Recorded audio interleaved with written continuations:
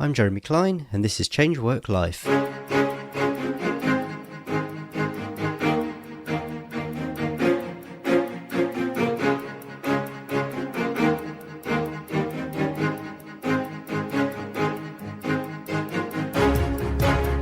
and welcome to the Change Work Life podcast, the show that's all about beating the Sunday evening blues and enjoying Mondays again. I've really been looking forward to this episode for a while now. So many of my guests have mentioned the challenges of starting a family and how it affects their career that I really wanted just to get someone on the podcast to talk about this in more detail. And I could not have found a better guest than Janine Esbrand of Lightbox Coaching. Janine was originally a corporate lawyer, and she now combines being a consultant lawyer with coaching mothers, helping them plan their return to work after they've started a family. Regular listeners will know that I usually spend a little bit of time at the start of an interview talking through the guest's backstory, but we just had so much to get through and also had some limited time for this interview that I just dived straight in. So if you want to find out a bit more about Janine's backstory, then go to the show notes page there on changeworklife.com/38. And Janine's also got some information about her origins on her own website as well, and there's a link to that in the show notes. Now, yes, I'm a parent, but I'm not a mother. So to make sure I covered all the important questions, I asked friends and also on some of the discussion boards that I'm active on about what questions I should ask Janine, what people's challenges were, what their concerns were. And so a really big thank you to everyone who gave me the inspiration to what questions I should ask Janine. Without further ado, here's the interview with Janine Esbrand of Lightbox Coaching.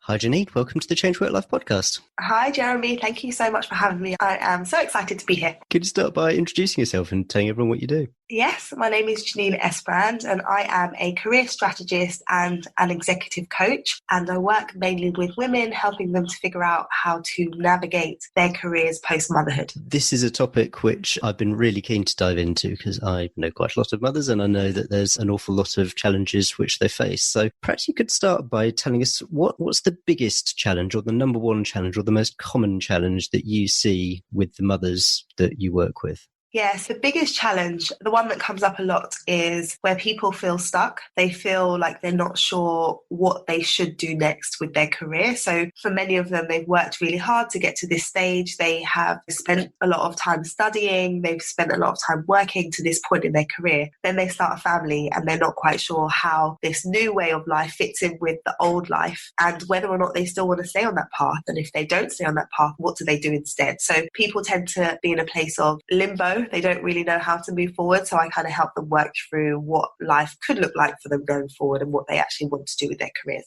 So going into that, I guess there's the people who might want to and possibly think they can go back to doing exactly what they were doing before, doing it the way they were doing it before. And then there will be people at the other end of the spectrum who have started a family and work's just not interesting anymore. How would you draw out where people are in the spectrum before you help them work out what to do next? I think helping them to work through that. And for some people, they know, okay, I do want to stay doing what I was doing before, but I need to figure out how I can make that work. Some people know that. And then some people feel like, I'm not quite sure. What I was doing before doesn't really fulfill me anymore. But I'm not quite sure whether it is the work that I was doing or the workplace or what has changed. So if it's the latter, then it takes some coaching and helping them to think through what actually has shifted for them and whether it does make sense for them to move in another direction. But for those who say, I want to go back to doing what I was doing before, there's still going to be an element of change because you can't work in the same way as you were working before you were a parent. You have a whole little person who takes priority in so many ways. So there has to be a shift regardless of where you sit on the spectrum. It's just working out how big that shift is. So let's go back to the start of the process. So when someone finds out that they're pregnant and there's a number of things that they need to do at that point. So they need to tell work, they presumably need to start planning their maternity leave, maybe thinking about how long they're going to have off. Is there anything which people can start thinking about or even start planning even at that early stage? Yeah, I think one of the things to bear in mind is that how you feel now is not necessarily going to be how you feel later. So in my personal experience, when I went off on maternity leave with my son, I was working as a corporate lawyer. And I had in my mind that I would go have my baby, get a nanny and return full time and continue towards the partnership track. And then I met him and everything changed. So as much as you can think, okay, this is how I'm going to feel, just give yourself that element of flexibility to say, okay, I can put some plans in place, but I am acknowledging that I might feel differently afterwards. So I'd say that first and foremost, but there are some things you can start to put in place. So if you are thinking, okay, I will want to come back, start thinking about, have I made a strong network here? Do I know people inside my department, outside of my department? Because when I come back, I am going to be going through a transition period. So it would be good to know that I have built up a network that could support me when I come back. So you could think about that. Can you be more intentional about getting to know some of your colleagues and maybe going out to lunch with people? Because when you come back, that's going to be really useful. Also, just familiarizing yourself with the policies, understanding what kind of happens in your particular workplace, and speaking to other people who have been through it, other people who have been on maternity leave, asking them, are there any things that I should be aware of, things that are relevant to this organization, things that you found challenging or things that you overcame. So I would say just be mindful of what you might need, and seeing if you can find the resources and line them up now is a good thing to do.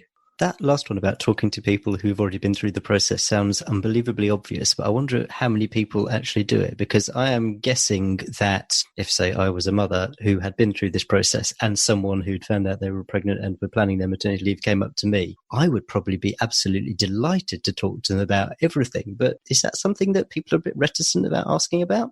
Yeah, I think not everybody does ask, especially if, say, the person who has been on maternity leave isn't someone in your friendship circle or someone that you normally speak to. You might not feel like, oh, I'm just going to go up and ask this person. You're kind of in your zone. You're going through your experience yourself. So you're just thinking, I'll just go with the flow and see what happens. But recognizing that, yeah, that person will be willing to open up and share with you. And the knowledge that they can share with you can save you a lot of time, stress, trying to figure it out. So I think it doesn't always come naturally to people, but I think it's a good thing to get into the habit where you think, actually, who could I ask? Who could I help? Asking a question is easy to do and you often get great answers. But yeah, people are often reluctant to ask for help. And the other thing you mentioned is about sort of building your own network within work. And I suppose some people do it naturally, but a lot of people won't do it. They won't sort of go out for lunch with colleagues and go out for coffees and all that sort of thing. But it's probably quite a mindset shift. And a phrase that comes to mind, it's a chap called Jordan Harbinger, who, I think I've got his surname right, who talks a lot about network, but he talks about digging the well before you're thirsty. And I think that's kind of what you're talking about, isn't it? So putting down the foundations for when you come back.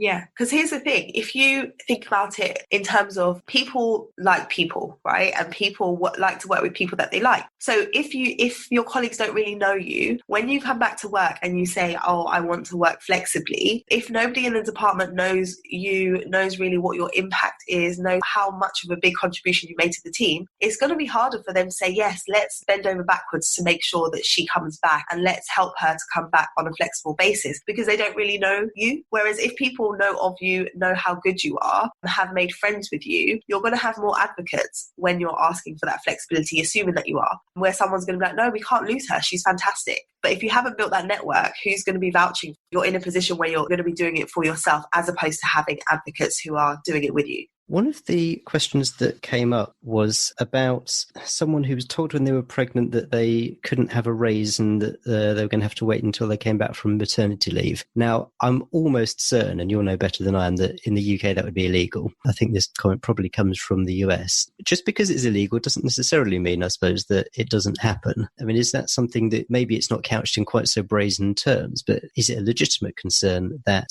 women who find out they're pregnant do have, that during that process it is going to affect their future advancement even before they come back from maternity leave?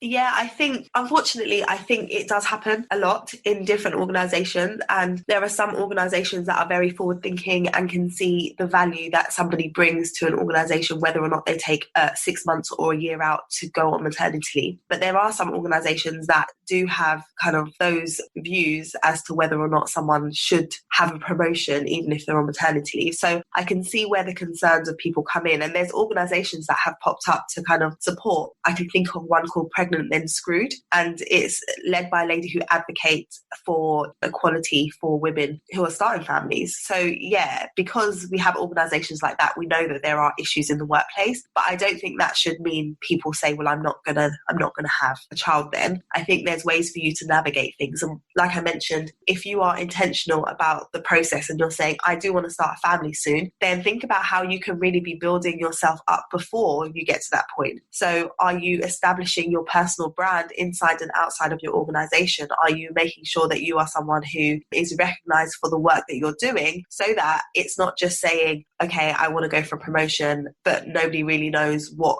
your work is about and you're not someone who's been talking about it? Are you sharing the value that you're bringing so that it's easier for them to say yes?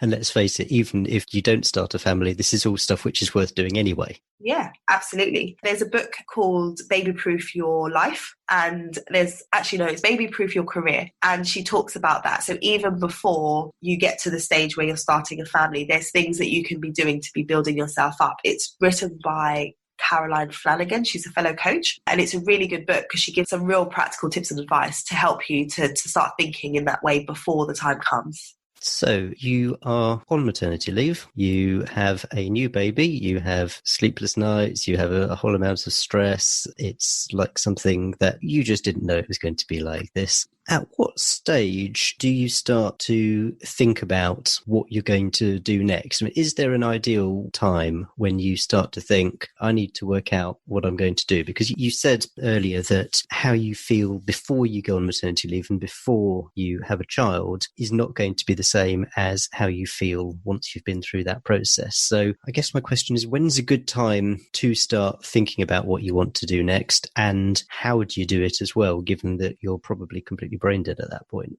Yeah. Okay. So it's difficult because it depends on where in the world you are, how I answer this question. Because if you're in the States, obviously some people get 6 to 8 weeks maternity leave. If you're in the UK or Australia, Canada, you're going to get a lot longer. So I would say for those who have a longer maternity period, I would try and avoid thinking about it in the first few months, because the first few months, everything's crazy. Like life has changed dramatically and you're adjusting to everything in terms of having a child. There's emotions that are raging. And so making any hard, firm decisions at that point can be difficult to even make the decisions. And then also later on, you might think, actually, I've changed how I'm thinking because life has shifted a bit. So after you get past the newborn stage, if you've got, say, 6 months to a year maternity, I would say towards the end of that period, once you've kind of got settled into motherhood and you've done that part, then your brain might be freed up a bit more to then say, okay, let me start thinking about work. If you are in the States or somewhere where you have a short maternity, I would say leave it to as close to the end of the period as you can, because the idea is you are going through such a massive change in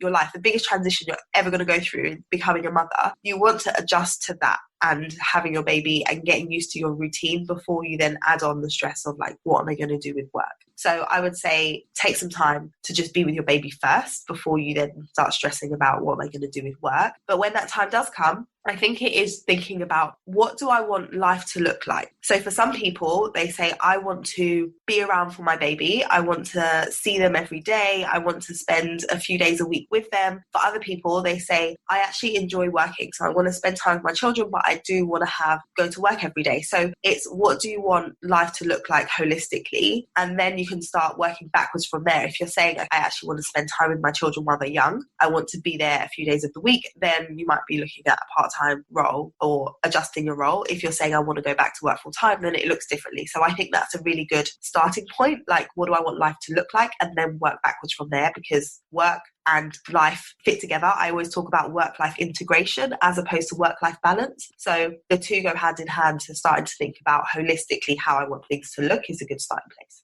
Have you come across any sort of structured approaches that you can take to us answering this question, what do I want life to look like? I mean, it's a great place to start, but something I've come across is it's called the airport test, where you kind of like, you see someone at an airport in 5 years' time that you hadn't seen before for ages, and they say, you know, how's life? And you say, oh, it's great. And the thought experiment is you take 4 segments of your life which are important to you, and then you write down what each of those looks like. So you write down what family life looks like, work work life looks like. You'll write down what your health life looks like if, that's one of your sort of top 4 important things. So do you have sort of approaches that you use with your clients to help them answer this question, what do I want life to look like?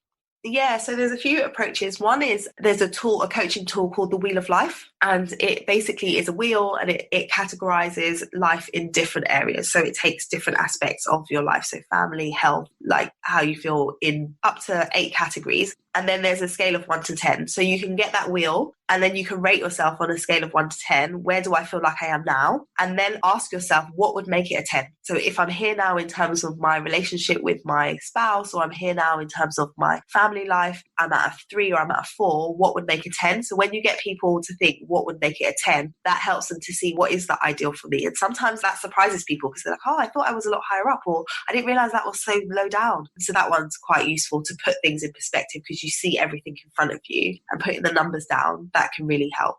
Do you ever have to coach people into being honest with themselves? Because I can see that some people might think, oh, yes, I really do want to spend more time with my child, when in fact, of course, they love their child and want to spend time with them, but they do really deep down genuinely want to go back to working full-time 5 days a week, but feel guilty about saying that. Yeah, that happens sometimes. And it often comes out in the coaching conversation where I'll ask people questions and then they'll say something and they'll say, oh, that's really bad, isn't it? Oh, I shouldn't be saying that, should I? And it's like, no, you should, because that's what you're thinking. But normally you wouldn't say it. So now that you've said it, it's like, okay, why do you feel that way? And then we explore why they feel that way and then help them to recognize that there is no shoulds in it. You feel how you feel. So then you just have to analyze why that feeling is and what you're going to do about it. Often the guilt comes from people feeling they should act a certain way because of societal norms or how they've grown up, how they saw their parent grow up. If someone's grown up and their mum was always around to pick them up from school and to be there all the time, then sometimes they then say, well, that's a good mum. That's the definition of a good mum, a mum who's always around. So then when they say they want to go back to work, that makes them feel like a bad mum. So helping them to see, well, where does that come from? When they're aware of that, then they can say, actually, yeah, it's okay. It could be different. It doesn't have to be the same. I could still be a good mum and not be there every single day. I can just make sure that the time that I spend includes quality time, and that's okay. So yeah, there is a lot of conversation that happens around that to get people to the place where they feel comfortable just owning what it is they really feel and what they really want.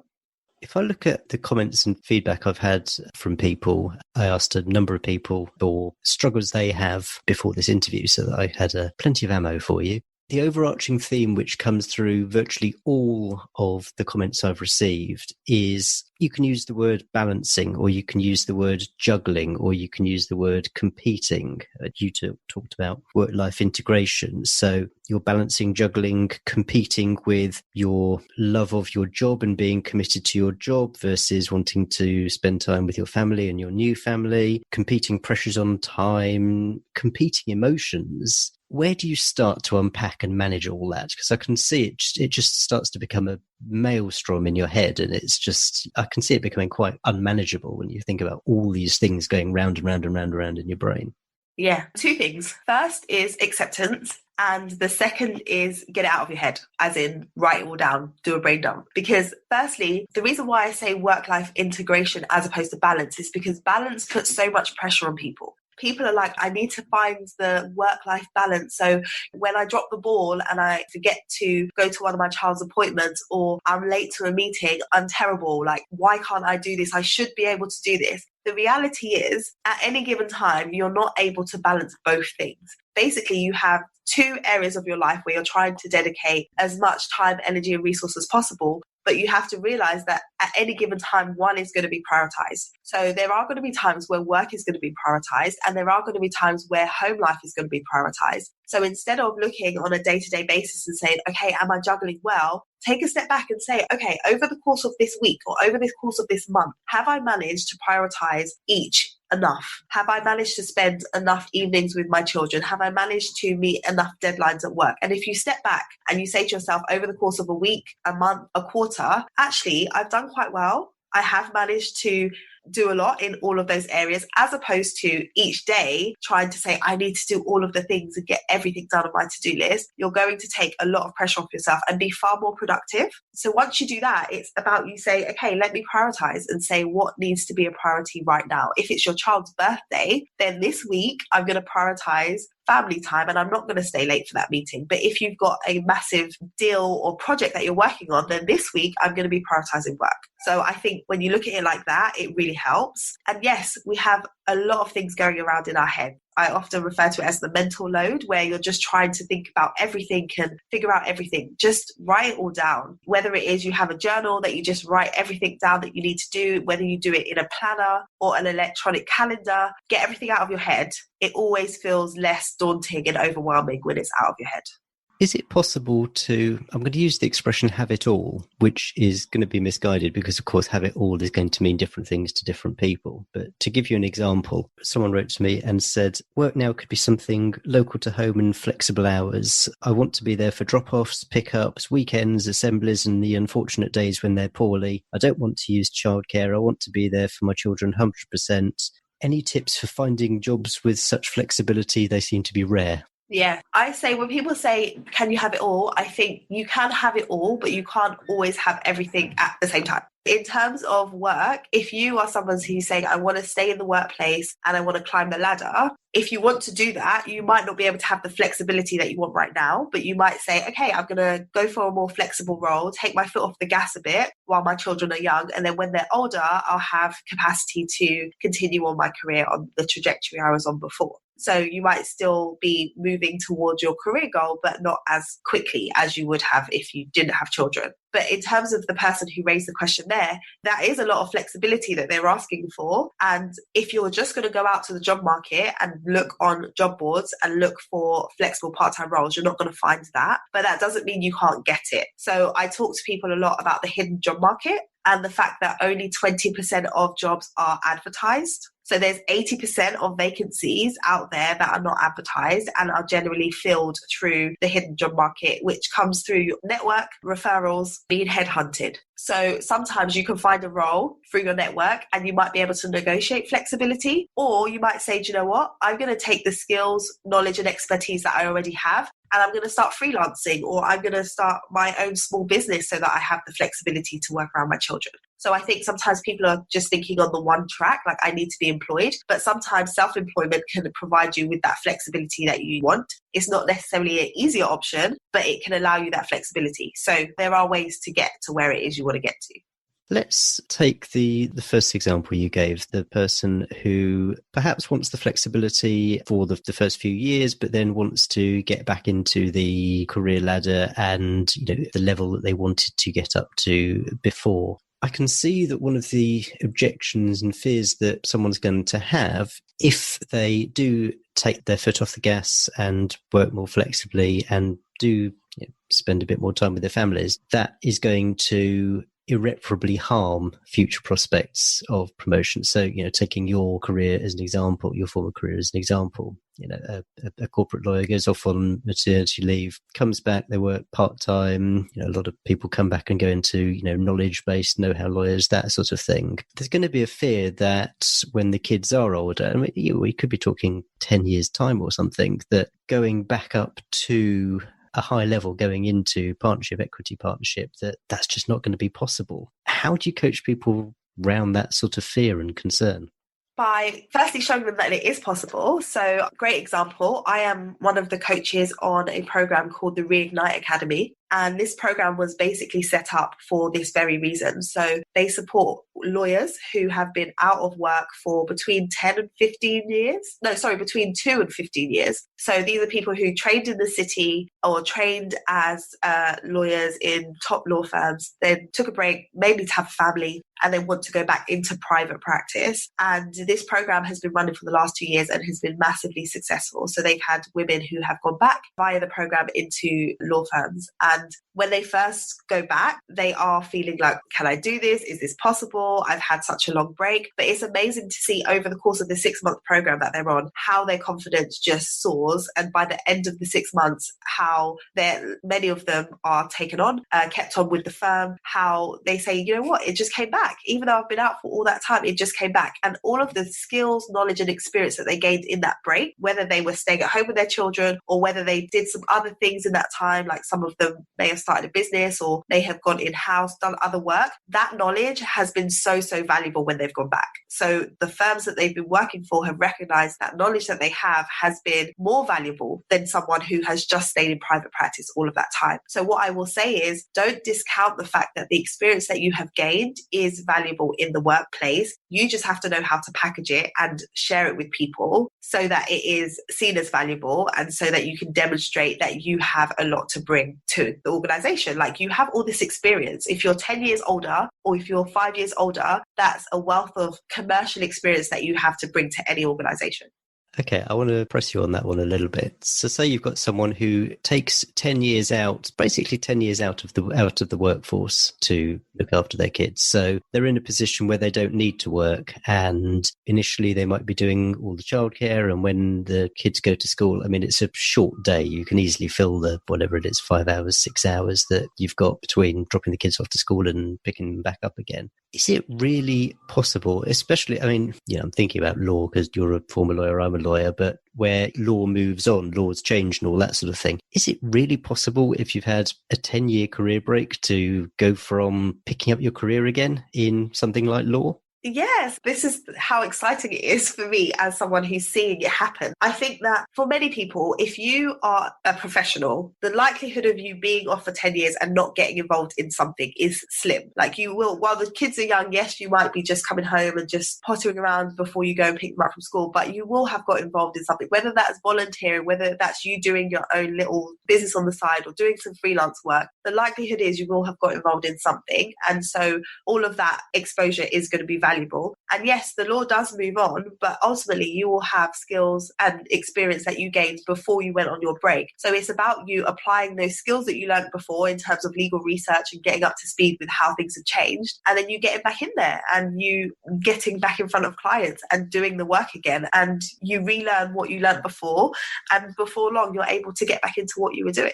You might not be at the same level. You're not going to go back in 10 years later and say, okay, now I'm at partnership level. You're going to go back in at a more junior level, but you are going to be in a position to grow and move forward a lot quicker. So I guess there's two things there. One is planning, two is patience. Yes, it's so possible. So exciting. I think it's great that you're saying that there are organisations out there which help you do exactly this, because I certainly didn't know about them. And I think that's absolutely wonderful. Yeah, so the program that I was mentioning, they have partnered with top law firms in the city. So the program is run, they offer the people that are going back, they offer them coaching, mentoring and support so that they can get back in, get adjusted, and then the law firms benefit because they get some really great talented people back in the law. I'd like to just shift topics a little bit, because one of the points that comes out quite often is the whole issue of childcare. Should I be looking after my kids myself? I'm using a nanny, nurseries, the associated costs. Is it actually cost effective to pay for childcare when it is quite expensive? Is that something that you discuss with your clients? And how do you help clients work out what the best option is for them? Yeah, I think one of the things that often comes up with that is people say, once I've calculated how much the childcare is going to be and how much it doesn't make sense for me to go back to work. I've got hardly any money left over. And I say yes, but you have to think about the long-term game with that, because whilst right now it might feel like it doesn't make sense, when your children are older and they're at school and you want to be working again, if you haven't kept your finger in and you haven't done something, it is going to be harder. If you can, even if it doesn't feel like it makes sense financially, if you want to, then it does make sense to work. In terms of choosing what type of childcare, I think you have to think about what's important to you. So do you want your child to just have one caregiver and be connected to one person, so have a nanny or a childminder, or do you like the idea of them interacting with other children? I think the best way is to go and be in an environment and see what it's like. You get that feeling. You go, you see the children, you get a feeling as to whether or not this is the place you want your children to be or not. So you just have to start going out there and looking at the options and seeing where you actually feel comfortable. And that parent's intuition is going to kick in and you're going to be like, yeah, I can see my child here and I feel comfortable. Janine, I'm sure that we have only scratched the surface and there's an awful lot more stuff that we could talk about, but unfortunately I am conscious of time pressures. So let me steal a question from Tim Ferriss, which is to say, if you could put a message on a billboard, let's say it's a message for a mother who is 6 to 9 months into maternity leave or something like that, and they're starting to think about all this, what message would you put on that billboard? I would say it is possible to love the work that you do whilst raising your family. It's possible to love the work that you do whilst raising a family. Yeah. That's brilliant. I think that's something that people can latch on to and start from there. You've mentioned a couple of resources, Pregnant Then Screwed and Baby Proof Your Career. Do you have any other resources which you'd particularly like to mention, which have helped you or you find help your clients? Yeah, there's this book called The Fifth Trimester, and it's by Lauren Smith Brody. And it's very much a practical, she calls it the working mum's guide to style, sanity, and big success after baby. So she talks about the period after you go back to work and how you adjust and how you approach things. It's really, really good. It's a good practical read and gets you thinking about all the things that go into working motherhood. So I definitely recommend that. Yeah, that's a good one. So that's The Fifth Trimester, and what was the author? Lauren Smith Brody. Lauren Smith Brody. Fantastic. I'll link to that in the show notes. And where can people go to find you? And I know that you've got a podcast yourself all about these sorts of issues. So where can people find you? Yeah, so you can find me at my website, www.lightboxcoaching.com, and my podcast is called Careers Beyond Motherhood. So on that show, I talk all about things related to careers and advancement beyond motherhood. So you can check it out on iTunes and all the other platforms. There will be links in the show notes. Janine, amazing advice. Thank you so much. Thank you for taking the time. Thank you so much for having me. It's been awesome. Wow, what an interview, and what a positive person. I mean, Janine is both really enthusiastic, but also quite calming. I mean, you can really see how you'd go to her with a head completely full of worries, and she'll start to help you unpack everything and come up with a plan. I absolutely loved this interview, and I really could have talked to her for at least the same amount of time again. She had so many amazing tips, and one of the ones that stood out for me, and it comes up time and time again, it's the value of networking. And in her case, she was describing how you use your time before going on maternity leave to make sure that when you return, you've got advocates who will support you, who will have your back, who will say to whoever's got the decisions about whether you come back and the terms on which you come back and all that sort of thing, the people who will say, yeah, we need this person. We've got to have this person back. We've got to accommodate them if you want to work flexibly. Someone who can say, yeah, we've got to accommodate this. They're a really valuable member of the team. I'm really pleased to be able to tell you that we've got an episode dedicated to networking coming up in the next few weeks. It comes up so often that I had to speak to someone solely on that subject. So stick around in a few weeks' time, then you'll see that episode coming out. Show notes for this episode are on the website at changeworklife.com/38. You'll find a link to Janine's website and all her contact details, and also to those great resources which she mentioned during the interview. And whilst you're on the Change Work Life website, click on the Find Career Happiness tab, which you'll see at the top of the webpage, and you'll find there a form which, if you fill it out, you just need to put in your name and your email address. Then I'll send you a document with a couple of exercises which will really help you work out what sort of a career change you might want if you're at the stage where you're thinking that you do want a career change, but you're just not sure what to change to. One of the things that Janine mentioned in the interview was the importance of working out what it is you want life to look like. And one of the exercises I've included in the document, which I'll send you, is how to do that. So even if you're not looking to change career, but you do need some help picturing what your ideal life looks like, maybe having started a family, then this exercise will really help you. So do fill out your details on that and it'll be straight on its way to you. There's another great interview coming out next week, so hit subscribe so you make sure you don't miss it, and I can't wait to see you then. Cheers. Bye.